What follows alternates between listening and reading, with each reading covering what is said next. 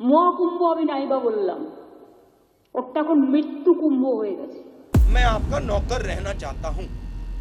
ये मैंने नहीं लिखा, ये सावरकर जी ने लिखा है। জেনে রাখুন, যিনি হিন্দু ধর্মের কথা বলছেন, আমিও কিন্তু ব্রাহ্মণ পরিবারের মেয়ে।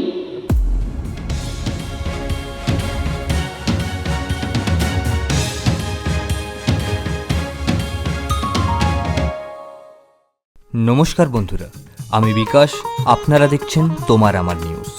আমরা চলে এলাম আজকে আবার একটি নতুন ভিডিও নিয়ে। আজকের বড় খবর, বিধানসভায় মুখ্যমন্ত্রী মমতা বন্দ্যোপাধ্যায়ের এক মন্তব্য ঘিরে শুরু হয়েছে প্রবল রাজনৈতিক বিতর্ক। মহাকুম্ভ মেলার প্রসঙ্গে তিনি মহাকুম্ভ মেলার বদলে মৃত্যু কুম্ভ ব্যবহার করেন।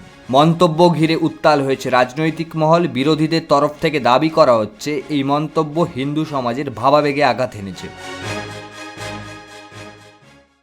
মুখ্যমন্ত্রী বলেন, মহাকুম্ভ আমি নাইবা বললাম, ওটা তো এখন মৃত্যু কুম্ভ হয়ে গিয়েছে, মৃত্যু কূপের মতো।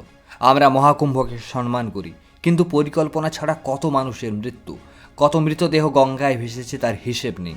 লক্ষ টাকার ক্যাম্প বড় লোকদের জন্য, আর গরিবদের জন্য শুধু অপেক্ষা। মহাকুম্ভ আমি নাইবা বললাম, ওটা এখন মৃত্যু কুম্ভ হয়ে গেছে, মৃত্যু কূপের মতো।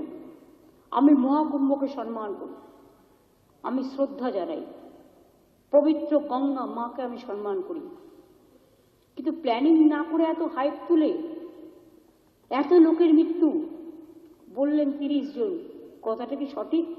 কত ডেড বডি ভাসিয়ে দিয়েছেন নদীতে? কত হাজার হাজার, 8 বার আগুন লেগেছে। বড় লোক আর ভিআইপিদের জন্য লক্ষ টাকার ক্যাম্প, আর গরিব লোকেদের, সাধারণ লোকেদের জন্য লাইনে দাঁড়ান 15 ঘন্টা 20 ঘন্টা দাঁড়িয়ে, যদি একটা মাদুরেও বসে 2000 টাকা। আর এই মন্তব্য ঘিরেই সবার বিরোধী দলনেতা শুভেন্দু অধিকারী, তিনি বিধানসভায় কড়া ভাষায় মুখ্যমন্ত্রীর মন্তব্যের প্রতিবাদ জানান। মুখ্যমন্ত্রী মহাকুম্ভকে মৃত্যু কুম্ভ বলেছেন, এটা হিন্দু সমাজের অবমাননা। 40 কোটি মানুষ যেখানে স্নান করেছেন, ওই মন্তব্যের জন্য তাকে প্রকাশ্যে ক্ষমা চাইতে হবে, এমনই বলছেন শুভেন্দু অধিকারী।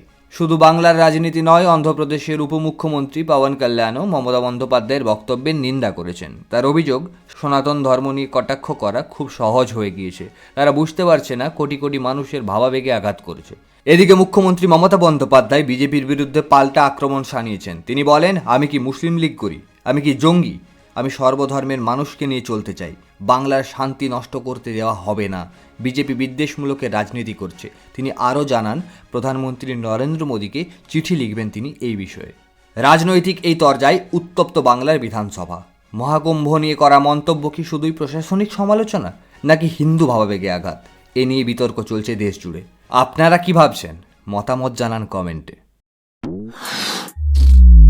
আমাদের দ্বিতীয় বিশেষ প্রতিবেদন, সাভারকরকে অবমাননা করার মামলায় বড় স্বস্তি পেল কংগ্রেস নেতা ও লোকসভার বিরোধী দলনেতা রাহুল গান্ধী। মঙ্গলবার পুনের আদালতে তাকে ব্যক্তিগতভাবে হাজিরা থেকে স্থায়ীভাবে অব্যাহতি দিয়েছেন বিচারক অমল সিন্দে। তিনি জানান, রাহুল একজন সাংসদ এবং জেড+ নিরাপত্তা সম্পন্ন ব্যক্তি, যার কারণে আদালতে নিয়মিত হাজিরা দেওয়া তার ক্ষেত্রে সম্ভব নয়। 2023 সালে সাংসদের পদ হারানোর পর এক সাংবাদিক বৈঠকে বিতর্কিত মন্তব্য করেন রাহুল। তাকে জিজ্ঞাসা করা হয়, মোদি পদবি নিয়ে তার মন্তব্যের জন্য তিনি ক্ষমা চাইবেন। রাহুল জবাবে বলেন, আমার পদবি সাভারকর নয় যে আমি ক্ষমা চাইব, আমি গান্ধী, অন্যায়ের আগে মাথা নত করি না। আর এই মন্তব্য ঘিরেই বিতর্ক দানা বাঁধে। বিনায়ক দামোদর সাভারকরের পৌত্র রঞ্জিত রাহুলের বিরুদ্ধে অবমাননার মামলা দায়ের করেন। এর আগেও 2020 সালে দিল্লির রামলীলা ময়দানে একই ধরনের মন্তব্য করেছিলেন রাহুল। তবে আদালতের রায়ে আপাতত কিছুটা স্বস্তি পেলেন কংগ্রেস নেতা। এখন দেখার মামলার পরবর্তী শুনানি, আইনি প্রক্রিয়া কিভাবে এগোয়। আমরা আগামীকাল আসছি আবার একটি নতুন ভিডিও নিয়ে। ততক্ষণ পর্যন্ত ভালো থাকুন, সুস্থ থাকুন।